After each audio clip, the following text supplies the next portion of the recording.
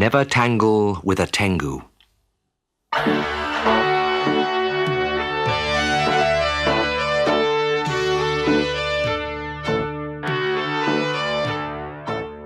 As you probably know, nobody with any sense ever tangles with a Tengu.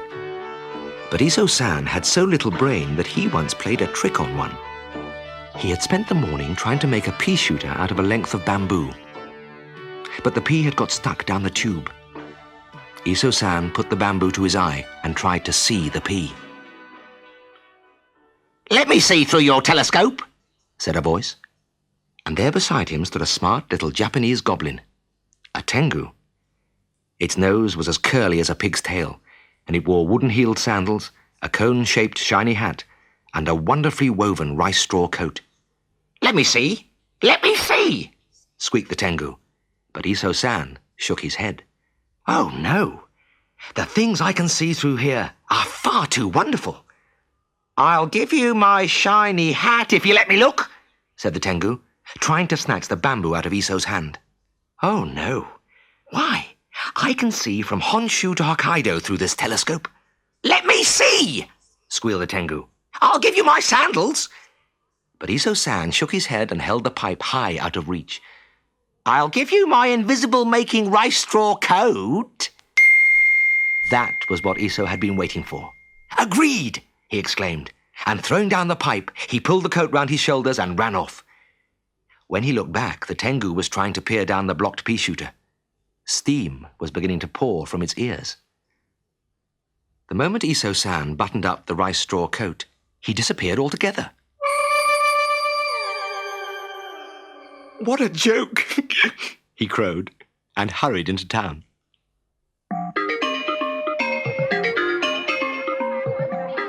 The people in the crowded streets could not see so much as a whisker of Iso-san. So he boxed the ears of a big fat samurai. The samurai gasped and gaped and swung round with his fists up. And when he saw nobody there, he stepped backwards in astonishment. The invisible Iso was crouching behind him, ready to trip him up and send him sprawling in the mud.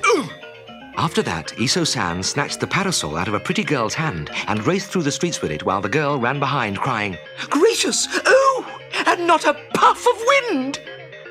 A merchant who had just bought himself a new kimono stopped outside the shop to unwrap and admire it, only to see it fly off down the street. The customers at the fish shop were amazed to see a big fat bream leap off the slab and fly towards the river. Iso-san threw the parasol and the kimono off the bridge, but he carried the bream home for tea tucked inside his magic coat. When he took off the coat and hung it behind the door, he scared his old mother half to death. "Iso, where did you spring from?" she gasped as he slapped the fish down on the table. Iso-san swaggered about. "Oh, nowhere much. I've just been tangling with a Tengu or two. Cook that for supper, will you, Mother?" But he did not tell his mother about the rice straw coat or its magic. After Iso-san had gone to bed, she took it down off the hook and shook it. "Dirty old thing," she muttered, and put it on the fire.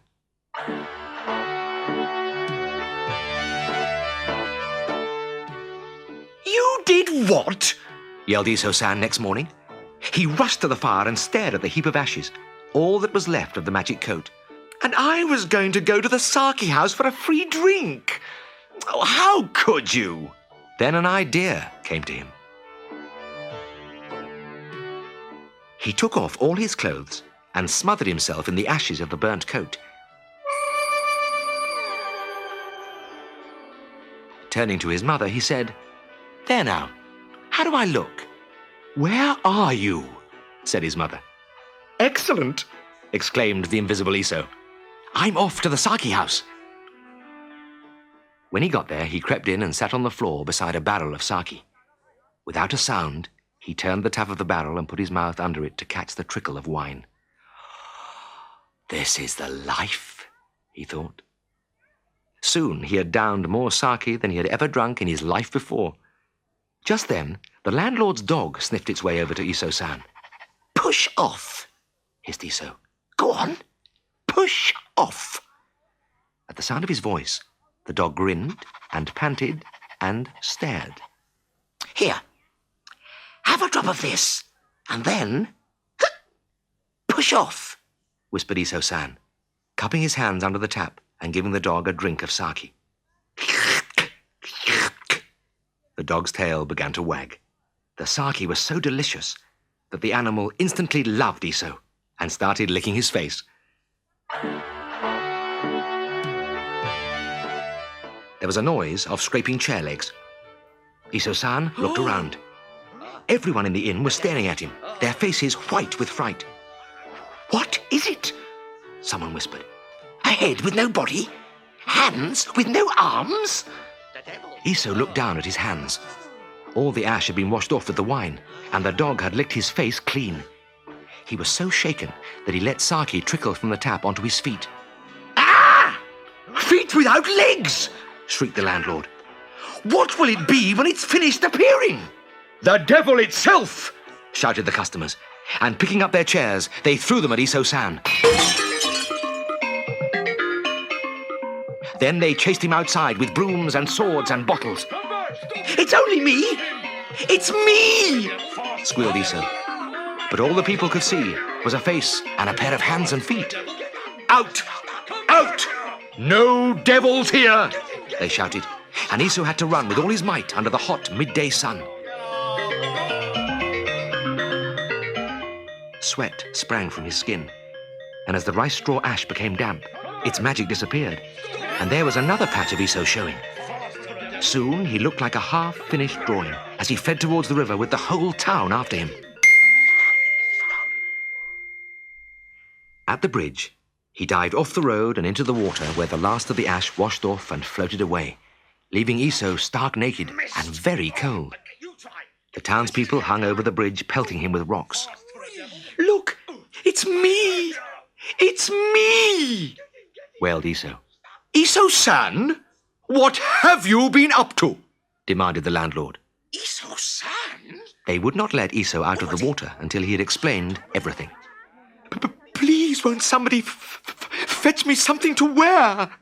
He grizzled, shivering in the shallows. Not unless you promise to pay for all you drank, called the landlord. And to buy me a new kimono, roared the merchant. And to buy me a new parasol, squeaked the young girl. And to pay for my fish, yelled the fishmonger. And not until I've boxed your ears, shouted the samurai.